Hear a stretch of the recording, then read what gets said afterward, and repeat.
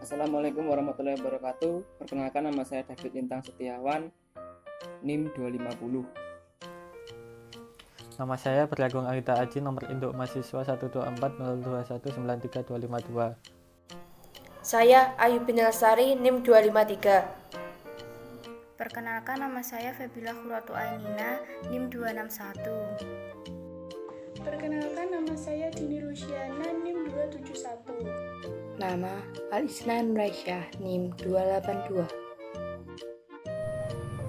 Di sini saya akan menjelaskan mengenai terbentuknya kota-kota di Indonesia. Bagaimana sih terbentuknya kota di Indonesia itu? Seandainya ada suatu daratan yang luas dan memiliki potensi yang sama, dan di daratan tersebut ditempatkan keluarga-keluarga dengan jarak yang sama, maka tempat tersebut akan menjadi suatu konsentrasi domisili keluarga-keluarga tersebut. Hal ini terjadi karena keluarga tersebut memiliki beberapa kebutuhan, baik kebutuhan ekonomi maupun kebutuhan sosialnya. Misalnya dan sosialnya berteman atau gotong royong atau bertukar pikiran, atau juga dengan alasan keamanan. Dan dengan faktor tersebut muncullah perbedaan bakat atau keahlian dan bakat yang berbeda, dan hal tersebut akan memunculkan spesialisasi di setiap orang yang berbeda. Jadi setiap keluarga itu tidak perlu memenuhi kebutuhan hidupnya di semua sektor, atau tidak perlu berusaha memenuhi kebutuhannya sendiri. Kita juga bisa memanfaatkan keahlian orang lain atau spesialisasi dari orang lain, sehingga terjadilah suatu pertukaran atau biasa disebut dengan jual beli. Ya, dengan jual beli tersebut kita akan memperoleh keuntungan, dan keuntungan tersebut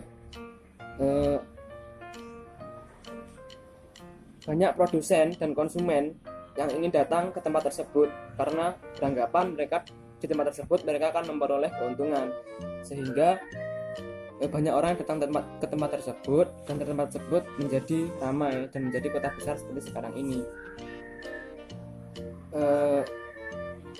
Banyak juga dengan perjalanan, bisa juga dengan faktor perjalanan.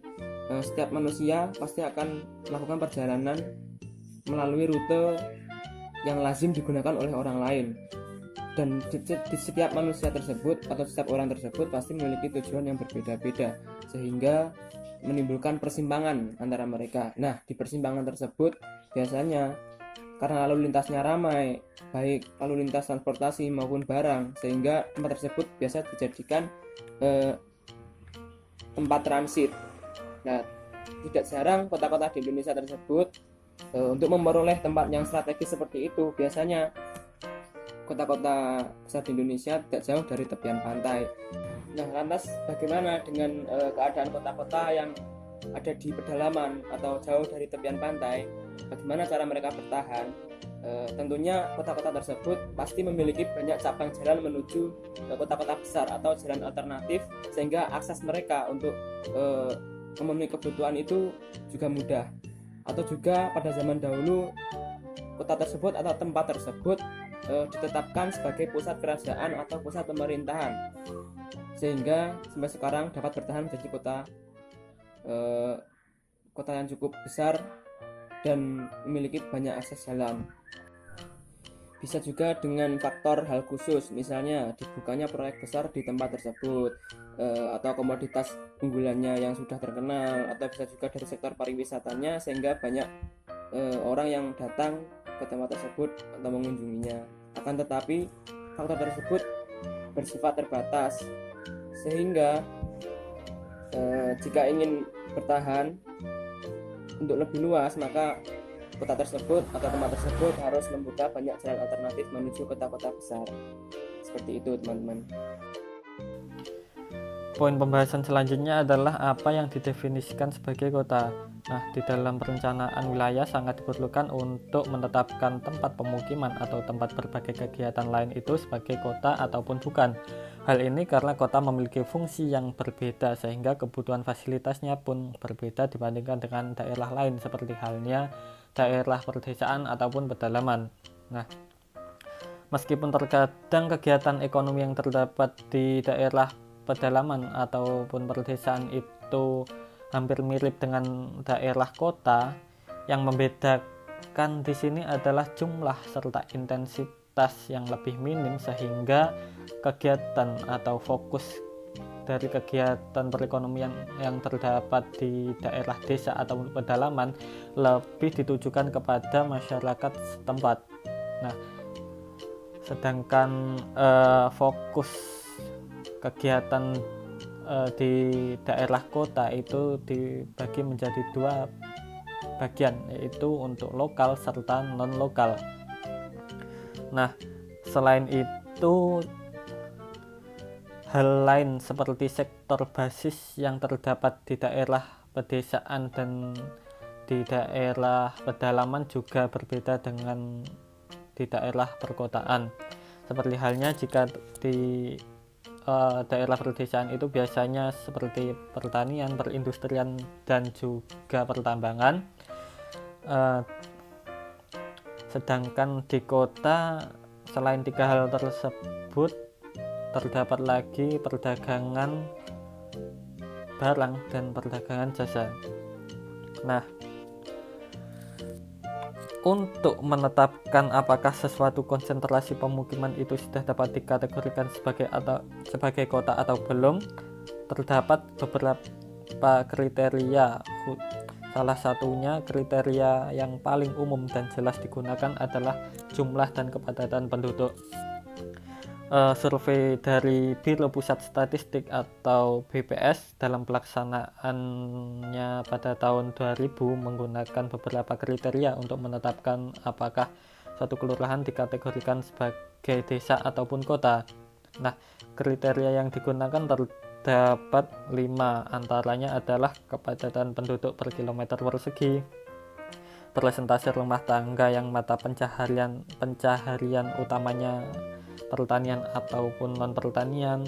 Yang ketiga, persentase rumah tangga yang memiliki telepon. Yang keempat, persentase rumah tangga yang menjadi pelanggan listrik. Dan fasilitas umum yang terdapat di desa atau kelurahan seperti halnya fasilitas pendidikan, pasar, tempat hiburan, kompleks pertokoan, dan fasilitas lain seperti halnya hotel,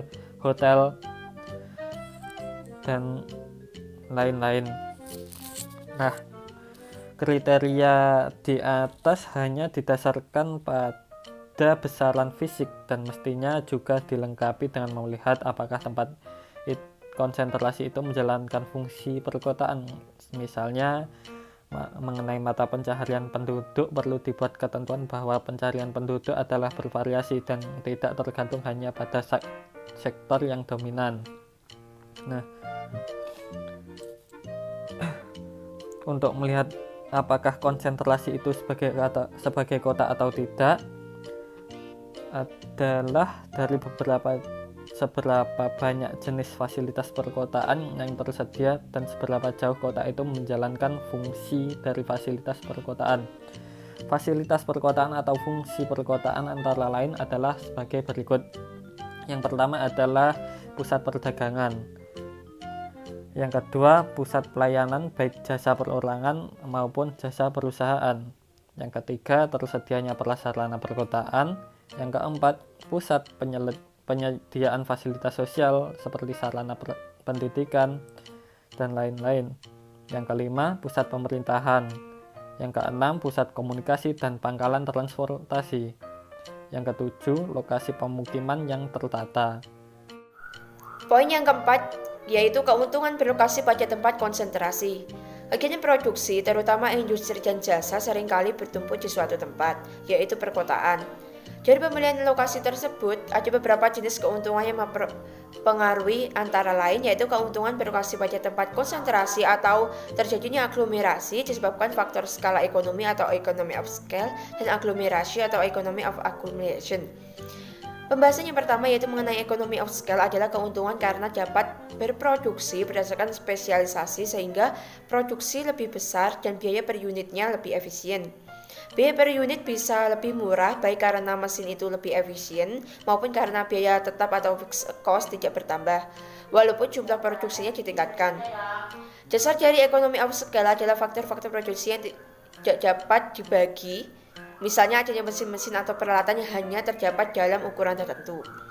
Kedua, yaitu ekonomi of agglomeration, ialah keuntungan karena di tempat itu terdapat berbagai keperluan dan fasilitas yang dapat digunakan oleh perusahaan. Berbagai fasilitas yang memperlancar kegiatan perusahaan seperti jasa perbankan, asuransi, perbangkitan, dan lain-lain.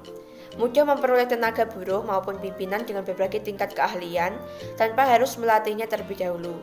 Pusat konsentrasi sekaligus sebagai pusat perdagangan baik untuk memperoleh bahan baku maupun untuk menjual barang yang diproduksi. Poin yang kelima yaitu bentuk hubungan antara kota dengan wilayah belakangnya. Hubungan antara kota dengan wilayah belakangnya dibedakan antara kota generatif, kota parasitif, dan enclave. Pertama, kota generatif ialah kota yang menjalankan berbagai macam fungsi baik untuk dirinya sendiri maupun untuk wilayah belakangnya sehingga bersifat saling menguntungkan atau mengembangkan. Kota-kota seperti ini membutuhkan bahan makanan, bahan mentah, dan tenaga kerja dari wilayah pedalaman.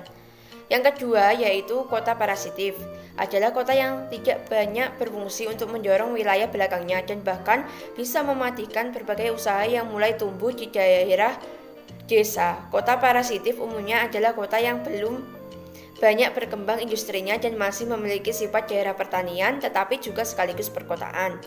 Yang ketiga yaitu kota enclave atau kota tertutup. Ialah apabila kota itu berkembang tetapi tidak mengharapkan input dari daerah sekitarnya, melainkan dari luar. Dalam hal ini, kota adalah suatu enclave, yaitu seakan-akan terpisah sama sekali dari daerah belakangnya. Buruknya prasarana, perbedaan taraf hidup atau pendidikan yang sangat mencolok, dan faktor lain dapat membuat kurangnya hubungan antara pertanian dengan daerah pedalaman di sekitarnya. Selanjutnya yaitu pusat pertumbuhan. Pusat pertumbuhan dapat diartikan dengan dua cara, yaitu secara fungsional dan secara geografis. Secara fungsional, pusat pertumbuhan merupakan suatu lokasi konsentrasi kelompok usaha yang memiliki unsur kedinamisan, sehingga mampu menstimulasi kehidupan ekonomi baik dari dalam maupun dari luar. Sedangkan secara geografis, pusat pertumbuhan merupakan suatu lokasi yang memiliki banyak fasilitas dan kemudahan sehingga menjadi pusat daya tarik. Ciri-ciri yang harus dimiliki oleh pusat pertumbuhan. Yang pertama, adanya hubungan internal antara berbagai macam kegiatan yang memiliki nilai ekonomi. Yang kedua, adanya efek penggandaan. Yang ketiga, adanya konsentrasi geografis. Dan yang keempat, bersifat mendorong wilayah belakangnya. Jadi, konsentrasi kegiatan ekonomi dapat dianggap pusat pertumbuhan apabila konsentrasi tersebut dapat mempercepat pertumbuhan ekonomi. Selanjutnya yaitu hierarki perkotaan. Hierarki perkotaan sangat berkaitan dengan hierarki fasilitas kepentingan umum yang ada di masing-masing kota. Hierarki perkotaan dapat membantu untuk menentukan fasilitas apa yang harus ada atau yang perlu dibangun di masing-masing kota tersebut. Jenis fasilitas itu mungkin harus ada, mulai dari kota kecil hingga kota besar. Hal ini bertujuan agar terdapat efisiensi sehingga biaya pembangunan dan perawatan tidak berlebihan, serta masyarakat bisa mendapatkan fasilitas tanpa biaya yang berlebihan. Setiap kota memiliki wilayah belakang atau wilayah pengaruhnya masing-masing. Semakin besar suatu kota, maka semakin beragam fasilitas yang disediakan, sehingga makin luas wilayah pengaruhnya. Materi yang selanjutnya adalah berbagai metode menetapkan order perkotaan. Metode menetapkan order perkotaan dapat dibagi atas 3 kelompok. Kelompok 1, penentuan order perkotaan hanya didasarkan atas jumlah penduduk.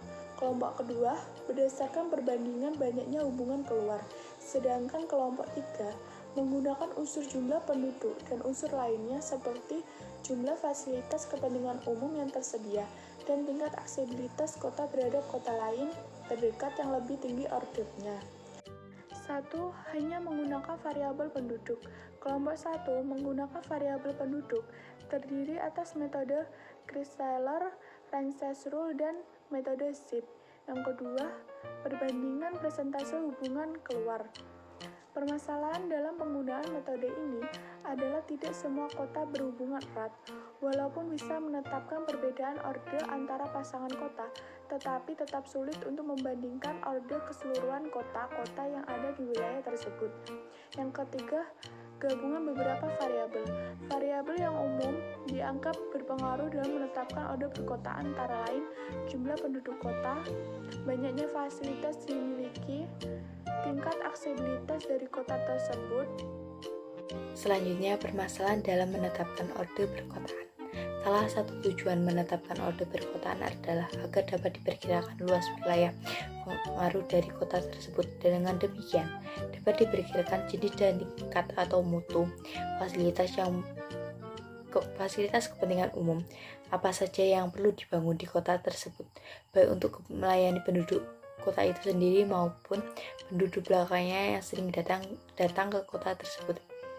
Pada sisi lain, hal ini dapat dipergunakan untuk memperkirakan apakah fasilitas yang telah ada di kota tersebut akan dimanfaatkan secara penuh oleh penduduk kota itu dan penduduk belakangnya. Salah satu kesalahan yang sering dibuat dalam menetapkan orde perkotaan adalah batas kota yang didasarkan atas batas administrasi. Dalam rangka menetapkan orde perkotaan, maka batas kota harus didasarkan atas batas fisik atau batas fungsi. Hal ini berarti kota yang seharusnya lebih kecil dari batas administrasi, karena ada beberapa kota yang masih memiliki ciri pertanian, tetapi bisa juga melampaui batas administrasi karena telah menyatu sebagai kota dengan wilayah tetangga. Permasalahan lain dalam menetapkan orde perkotaan dikemukakan berikut ini. Jika kota-kota berdasarkan ordenya tersebar secara merata di seluruh wilayah, tidak ada masalah penetapan orde perkotaan. Namun seringkali terjadi tumbuhnya beberapa kota sedang atau kecil pada pinggiran kota besar metropolitan. Kota-kota yang tumbuh pada pinggiran berdekatan dengan kota besar seringkali bukan sebagai kota mandiri, melainkan sebagai kota satelit dari kota besar. Materi selanjutnya, manfaat orde ranking perkotaan. Manfaat penetapan ranking perkotaan dapat disimpulkan sebagai berikut. Yang pertama, ranking perkotaan adalah sekaligus penyusun ruang di wilayah tersebut bersama dengan sistem transportasi, jaringan, dan mode dan lokasi dari kegiatan besar yang konsentrasinya seperti industri, pariwisata, dan pertambangan. Akan tercipta arus pergerakan orang dan barang di wilayah tersebut atau pemusatan kegiatan tersebut saja dari luar wilayah pengaruhnya dan wilayah masing-masing pusat kegiatan. Yang kedua, ranking perkotaan dapat digunakan sebagai bahan untuk menyusun program. Yang ketiga, orde perkotaan bersama dengan unsur pembentukan struktur ruang lain dapat digunakan untuk meratakan bagi wilayah mana saja yang akan berkembang.